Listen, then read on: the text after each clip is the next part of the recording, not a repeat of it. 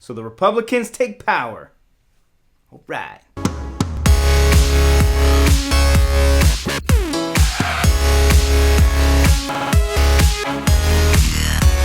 George Washington, first president of the United States. And as you guys remember, he served 2 terms and didn't want to serve anymore. He was out of politics. He didn't want any dealings with foreign policy. He didn't want to deal with any foreign affairs, and he just wanted to stay neutral. So he wanted to retire. So he goes back to his plantation and enjoys the high life. John Adams is the second president of the United States. While he was in office, they were building the White House mansion in Washington, D.C., and his wife, Abigail Adams, declared it to be the dirtiest hole. She didn't like it there. It was a swampland. She was unhappy with the place. In 1800, it was time for John Adams to run for a second term. In the 1800 election, it was John Adams and his running mate, Alexander Hamilton. They were the Federalists. They support big government.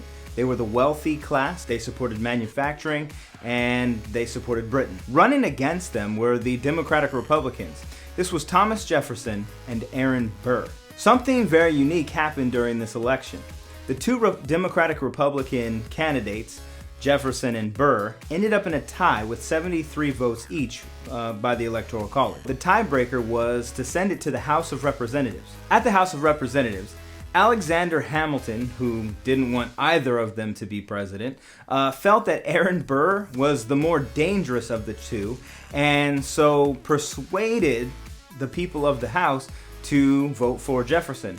Jefferson ends up being the 3rd president of the United States of America. It would be 4 years later that Burr challenged Alexander Hamilton to a duel. And so both of them went out into a field and they had pistols.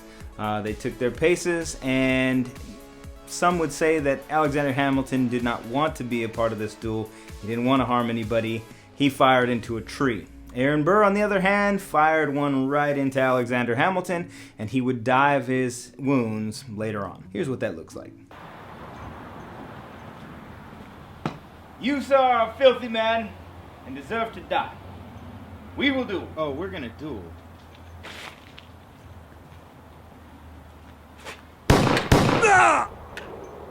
As the President of the United States, Thomas Jefferson wanted to reach out to the Federalist Party to be bipartisan. Bipartisan means that both parties are taken care of, and so there's a give and take or a compromise usually in the different laws that are passed and voted on. Jefferson wanted to be very wise with government spending. He was going to try to lower the national debt. Being a Democratic Republican, of course, he wanted to support states' rights and make sure that the states were able to enforce their own laws and not have the federal government oversee them. He followed a French philosophy called laissez-faire.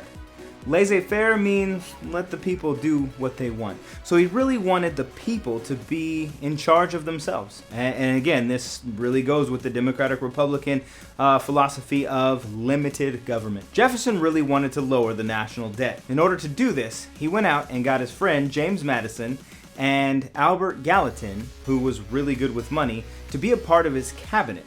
They set out to really reduce the size of the Army and the Navy. And so they cut spending and they shrank the Navy from 25 ships to 7 ships. Within a few years, the national debt was reduced significantly. Before Jefferson had taken office, John Adams wanted to ensure that the Supreme Court was led by the Federalists. Because of the Judiciary Act, the president gets to choose the Supreme Court justices. These judges chosen by John Adams were called the Midnight Judges, because he had until midnight to choose these justices. When Adams had left office, some of those appointments had not yet been turned in. They didn't have email or anything like that. They actually had to deliver the appointment.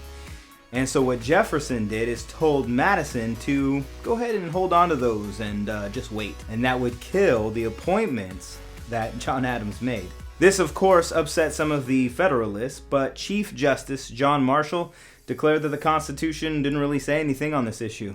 So he was able to do it. Something really important to note is what John Marshall declared during the judicial review. Number 1, the Constitution is to be the supreme court of the land. Number 2, when any law comes in conflict with the Constitution